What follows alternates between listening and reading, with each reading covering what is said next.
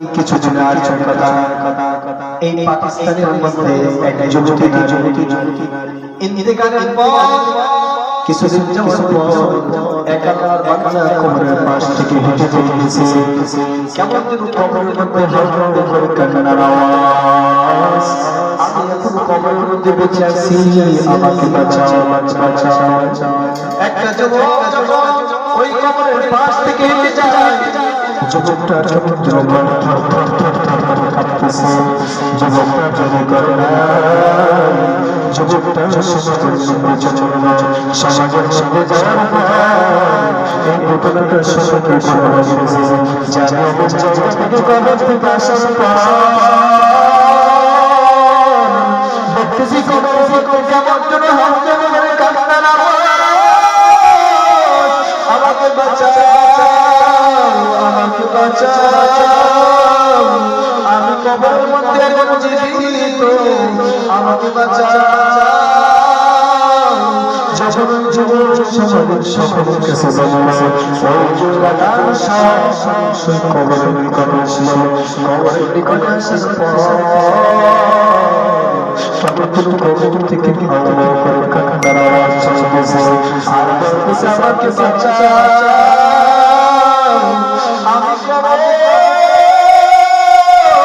আমি কবরের মধ্যে একা একা শুয়ে আছি, আমি কবরের মধ্যে খুব খুব কষ্ট করতেছি, আমাকে উদ্ধার কর। সবাই এখন কেমন হয়ে গেল। সবাই পরামর্শ করে মহল্লার মসজিদের ইমামের কাছে চলে গেল। ইমামের কাছে ইমাম সাহেব হুজুর, এই গতদিন আমি যখন কবরের পাশ থেকে হয়ে যাই, কেমন যেন কবর থেকে কেমন যেন আওয়াজ হইতেছে, আমাকে বাঁচাও, আমাকে বাঁচাও। আমার করে কেমন যেন কান্নার আওয়াজ, আমাকে বাঁচাও। ইমাম সাহেব এখন কি করতে পারি? ইমাম সাহেব যাও যাও, কবরটা খনন কর, কবরটা খনন কর, কবরটা খনন করে দাও। কি অবস্থা আছে? কয়েকজন সাহসী ওই কবরের নিকটে যাওয়ার পর ওই কবরটা আস্তে আস্তে খনন করলো। কবরটা খনন করার পর ওই মহিলা বলতেছে, যুবতী মহিলা বলতেছে, আমার বাসা থেকে কাপড় নিয়ে আসো, আমার বাসা থেকে কাপড় নিয়ে আসো। একজনের বাসা থেকে কাপড় নিয়ে আসলো। কাপড় নিয়ে আসার পর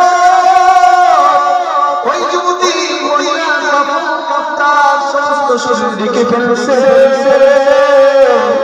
আর বলতেছে, আমাকে ছাড় দাও, তোমরা সবাই পাশে যাও, তোমরা সবাই পাশে চলে যাও, তোমরা সবাই পাশে চলে যাও।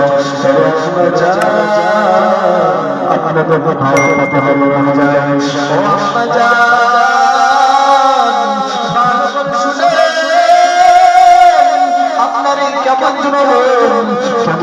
তার সমস্ত শরীর কাপড় দিয়ে ঢেকে ফেলেছে।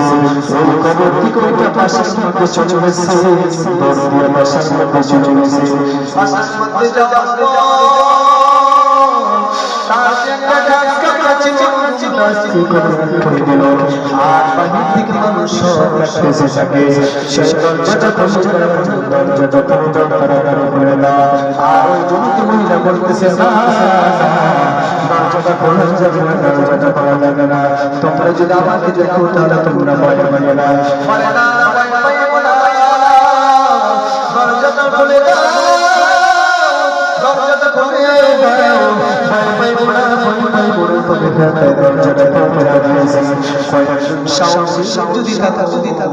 আমার কামরার মধ্যে প্রবেশ করো, রুমের মধ্যে প্রবেশ করো, আর যাদের সাহস নাই তারা আমার রুমের মধ্যে প্রবেশ করো না।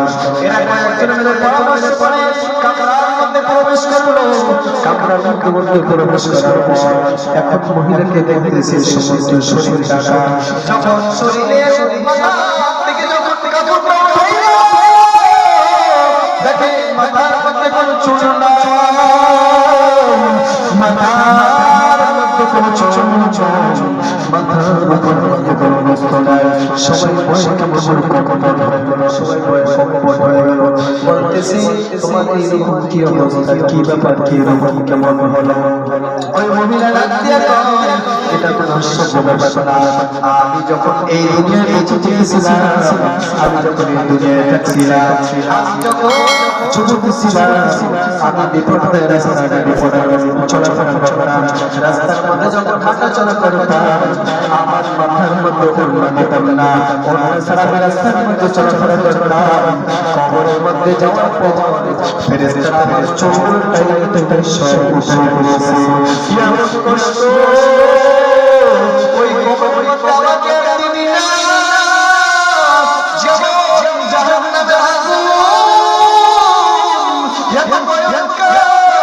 আল্লাহ তাআলার ফেরেশতারা তো কঠিন, আল্লাহ তাআলার ফেরেশতারা আমার চুলগুলো সব তাই আস্তে আস্তে সব তাই বলেছে এত কষ্ট এত কষ্ট।